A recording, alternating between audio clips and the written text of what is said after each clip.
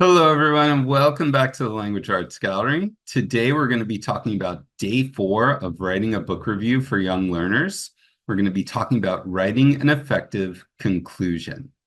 So if you haven't already, please remember to subscribe to my channel so you get all the videos for this genre, as well as all my other academic writing videos.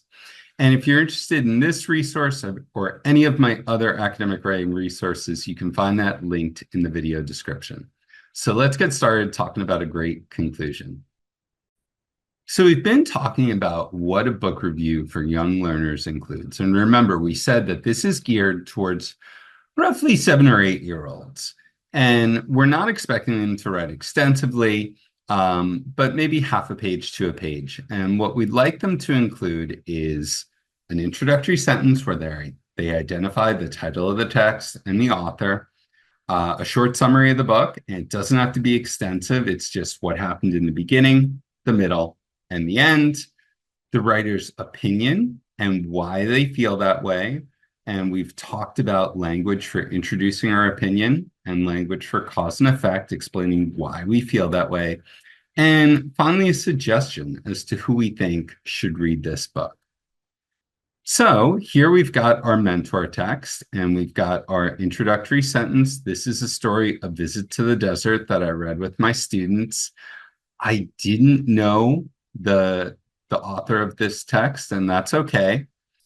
We've got a short summary, again, just what happened in the beginning, the middle, and the end, the opinion and why, and finally, who should read this story. So today we're going to be talking about a conclusion. And there's 3 parts of an effective conclusion that I like my students to be familiar with. First, I want them to signpost. I want them to indicate to the audience that they're finishing up their writing.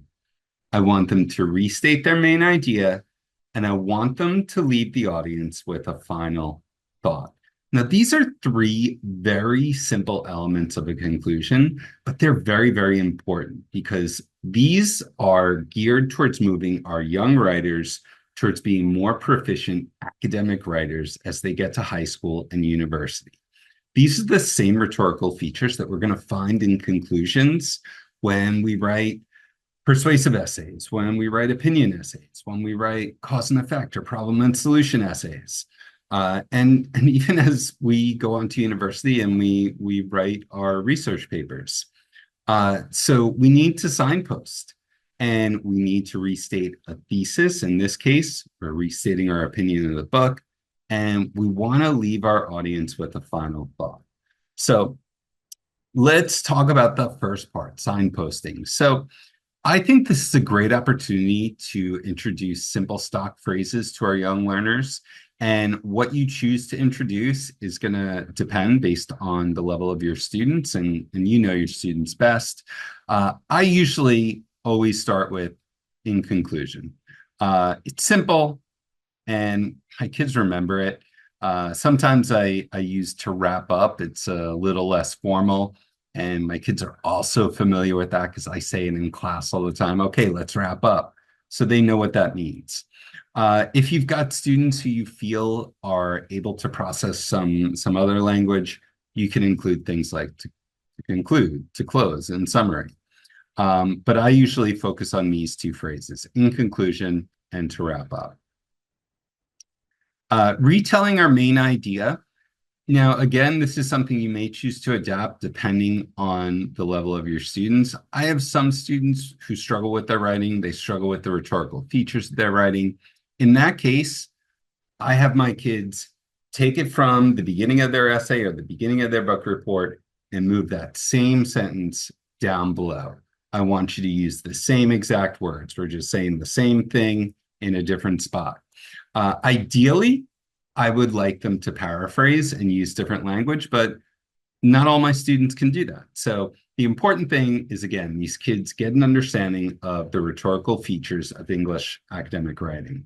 And if you have students who can paraphrase, getting them to understand that they want to say the same thing, but say it with different words, that's terrific. That's really important. And finally, we want to end with a recommendation. And I include a lot of different stock phrases here, and I include it in a graphic organizer here. So my students get an idea of what they can say to make a recommendation to their audience. So once students get all of that information there in their graphic organizer, they can go ahead and they can redraft their concluding paragraph. So what I try and do is say, hey, you guys have already drafted, right? But remember, we can always improve. So here I've got my first attempt here at an introduction, but I want to change it. I want to signpost. That's something that's missing there. So I'm going to add that. And getting students to see that and to see the recursive nature of the writing process, I think is really important. So all of that is included in that lesson.